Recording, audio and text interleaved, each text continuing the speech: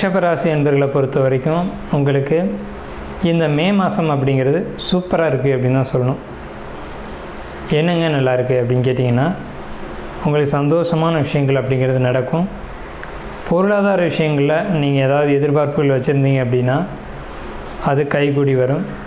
குறிப்பாக வியாபாரம், தொழில் அப்படின்ற ஒரு விஷயத்த நீங்கள் கையில் எடுக்கணும் முயற்சி பண்ணியிருந்தீங்க அப்படின்னாவே அந்த முயற்சிகள் வெற்றி அடையும்.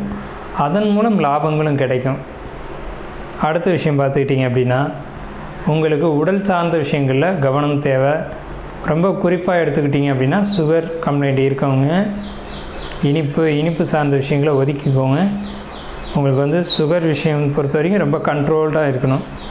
அடுத்த விஷயம் மனைவி, அதாவது நம்முடைய எதிர்முனையில் இருக்கக்கூடிய விஷயம் மனைவி, கணவன் அப்படிங்கிற ஒரு விஷயந்தான். இவங்களை பொறுத்த வரைக்கும் இவங்களால் விரைய செலவுகள் அப்படிங்கிறது அதிகமாக இருக்கும்.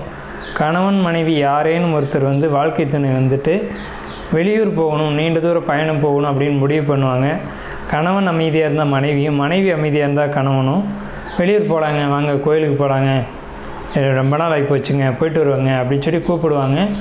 போவீங்க, விரைய செலவுகள் நடக்கும். அது விரைய செலவுன்னு சொல்ல முடியாது, சுப செலவுகளாக நடக்கும். அடுத்த விஷயம் பார்த்துக்கிட்டிங்க அப்படின்னா, தொழில் சம்மந்தப்பட்ட விஷயம், இம்போர்ட் எக்ஸ்போர்ட் வெளிநாடு சம்மந்தப்பட்ட தொழில்களில் இருக்கக்கூடியவங்களுக்கும் ஐடி தொழிலில் இருக்கக்கூடியவங்களுக்கும் ரொம்ப சிறப்பாக இருக்குது இந்த காலகட்டம், அதாவது இந்த மே மாதம். அடுத்து பயணங்கள் மூலமாக வீண் அலைச்சல்களும் இருக்கும்.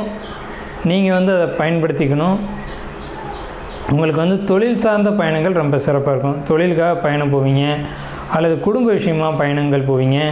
விவசாயம் பண்ணக்கூடிய நபர்களை பொறுத்த வரைக்கும், அல்லது வளர்ப்பு பிராணிகளை வளர்க்கக்கூடியவங்களை பொறுத்த வரைக்கும் இந்த காலகட்டங்கள், அதாவது இந்த மே மாதம் அப்படிங்கிறது ரொம்ப பாசிட்டிவாகவும் ரொம்ப சூப்பராகவும் இருக்க போகுது. அதே சமயத்தில் விவசாயத்தில் சில சங்கடங்கள், வளர்ப்பு பிராணிகளுடைய பாதிப்புகள் அப்படிங்கிறது ரிஷபராசிக்கு நிச்சயம் உண்டு, அதில் மாற்று கருத்து இல்லை. இதில் முதலீடு பண்ணி அந்த முதலீடுகள் லாக் ஆகக்கூடிய சூழ்நிலைகள் வரும். அப்போ என்ன சார் செய்கிறது அப்படின்னு கேட்டிங்கன்னா, உங்களுடைய பிறப்பு ஜாதகம் என்ன நிலையில் இருக்குது அப்படிங்கிறத நீங்கள் பார்த்துக்கணும்.